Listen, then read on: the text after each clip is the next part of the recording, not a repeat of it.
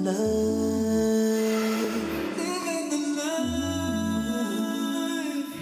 life, living the life, living the life.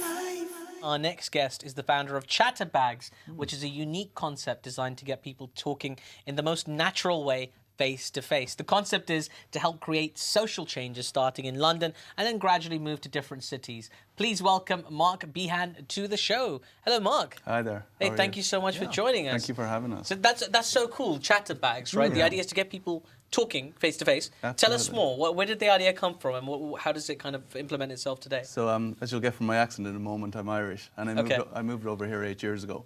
And as much as I love this city, I found it's made up of many different people from all over the world. And I found a lot of people just tend to stick to themselves, or they don't talk to each other. Or nowadays you see someone swiping their way through life on the phone. So and nobody really wants to have a conversation. And if you do want to have a conversation, they think you're a bit nutty. You know. So I was thinking, how can I engage with them without looking so nutty? So basically, I thought, what's the one thing we all have in common? And we all speak something. Everybody speaks something. So what I did was I jotted down a couple of languages on a bag. I said, but how am I going to translate this to the people? And I looked around and everybody has a tote bag. And I said, okay, let's put it on a tote bag and just see how it works. So it's not literally a bag that talks. No, that would be great. Because I was thinking the chatter bag, maybe the bag says something. Hey, you. No, that's the next phase. You just give away our secret. We're seeing some images. This is what we're talking about. It's just a standard tote bag. So if somebody has one of these tote bags, that means they're open to conversation. Yeah, so basically it's saying I'm approachable. You know, the whole idea of it is it's a conversational tool, a social tool. You know, it's a language tool, it's a practical tool. It's whatever way you want to work it. People are using it for everything, even a dating tool.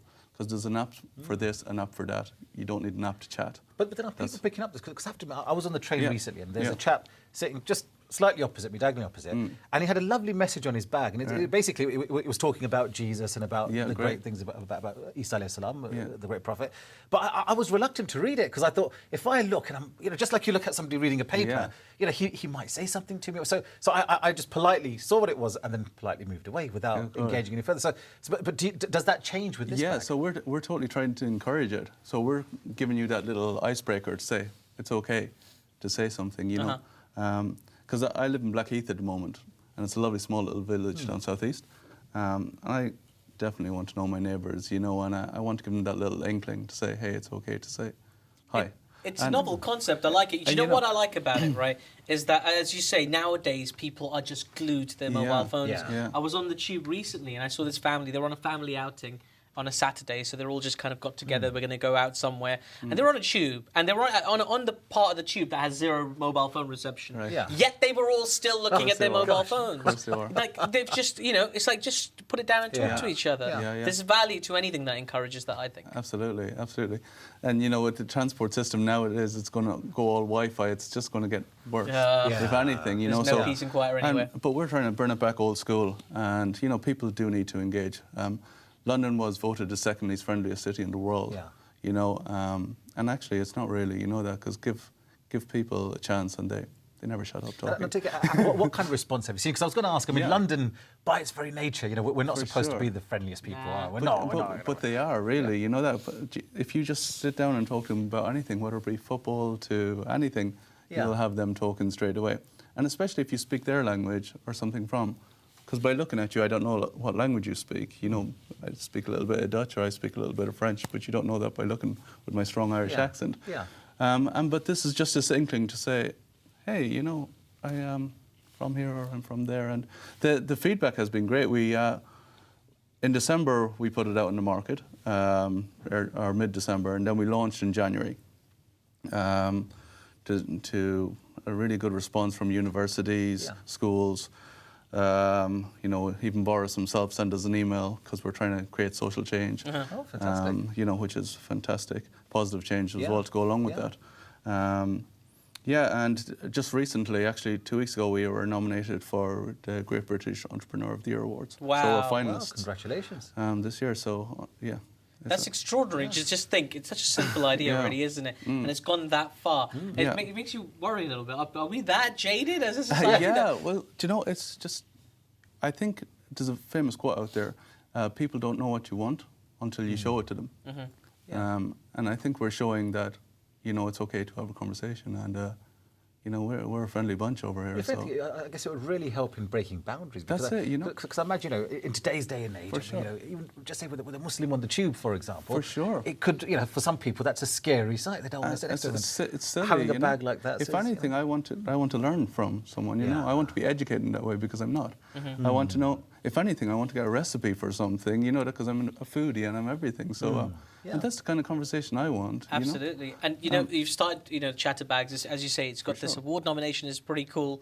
What's is there going to be chatter hats, maybe? Yeah, well, chatter ties? I'd love a chatter kerchief if you could sort that out. I tell you, the reason why we put it on just a tote bag, if it was going to be designer bag, I would go for one of these kind of celebrity names, which we won't mention. But I said a tote bag will be something that everybody has. But yeah, the future for it is going to be, we're going to be doing rucksacks. We're doing rucksack covers, everything like that, you know, for the tourists, for people going travelling, for, And do you know how many people have actually purchased a bag? I mean, is there a place where they can come together and say, we've joined this chatterbox movement? Well, if you're down in Shoreditch or Brick Lane or up in Camden, you'll gladly see some of my bags around there. So we have 2 pop-up stores in London, and we also have the online store.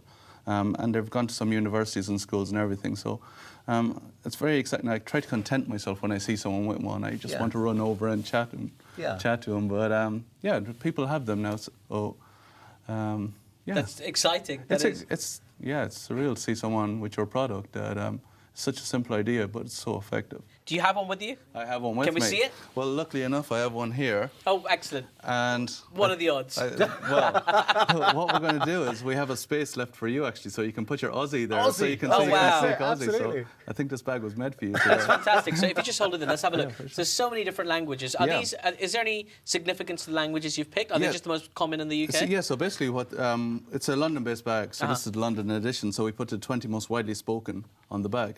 And we left a space for something that's not there.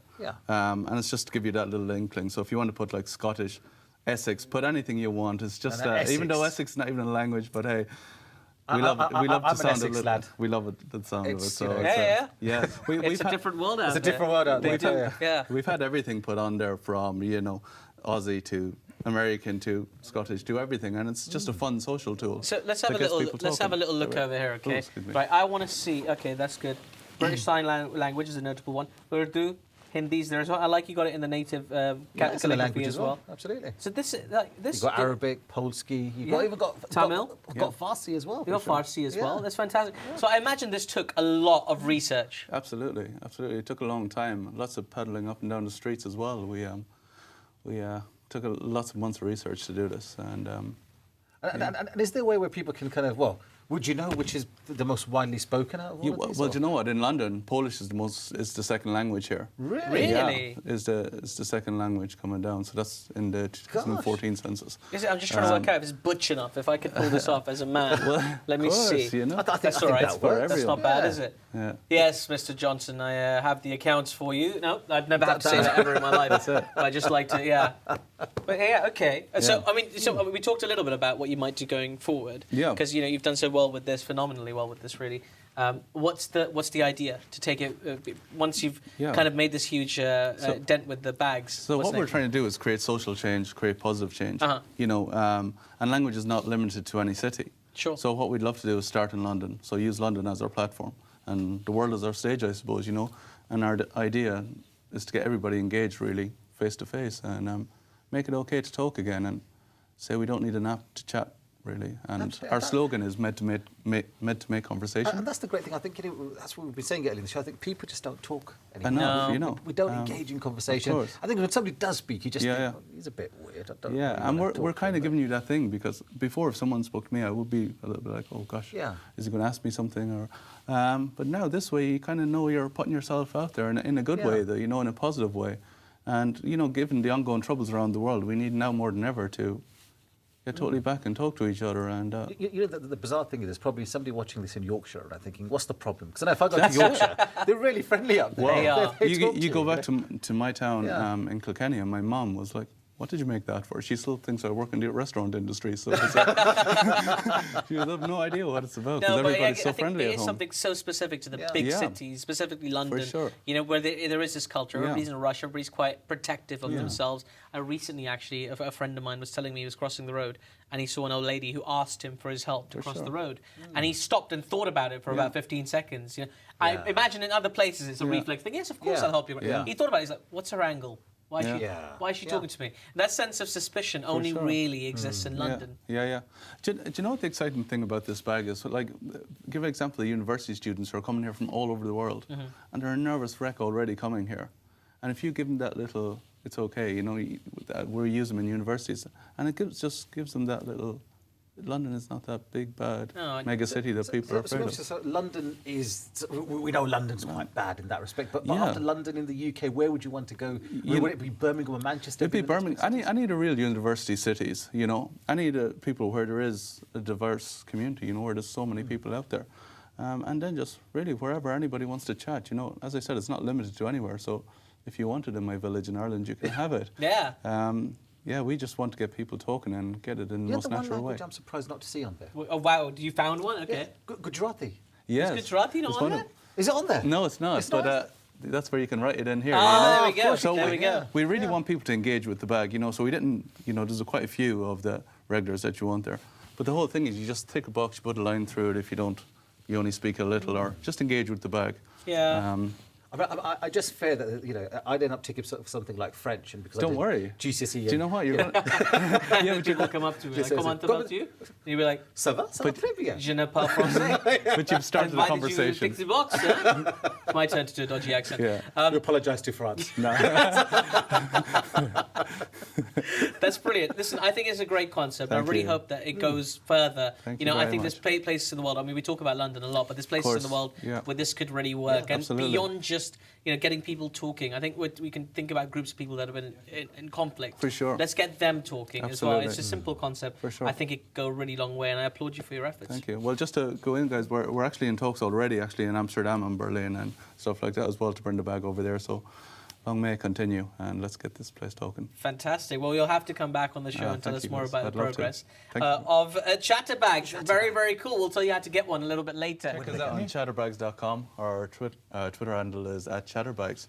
And, you know, it's a team effort, so I really need to thank Thomas, who's my business partner, and Katie and David, the rocks. So, it's chatterbags.com. I like it. It appreciates the team around. Absolutely. Yeah, I really want to thank all the technical team here at Islam Channel who do the hard work behind the cameras. They're bowing right now on camera. Right, we love the team. We really do love the team. It's a great team. But I'm afraid that's all that we've got time for tonight. As always, a huge thank you to our respected guests this evening. We've had a great show tonight. As always, thank you for attending. That's right. And it doesn't end there. Stay with us on Twitter at Islam Channel, #LTL, and on Facebook.com/The Islam Channel. Plus, don't forget you can watch your favourite clips again via YouTube.com/Islam Channel TV. And be sure to email us your stories and community champions on LTL@islamchannel.tv. Fantastic. We'll be back tomorrow at the same time of 7 p.m. British Summer Time. But until then, stay safe. Assalamu alaikum. Living the love.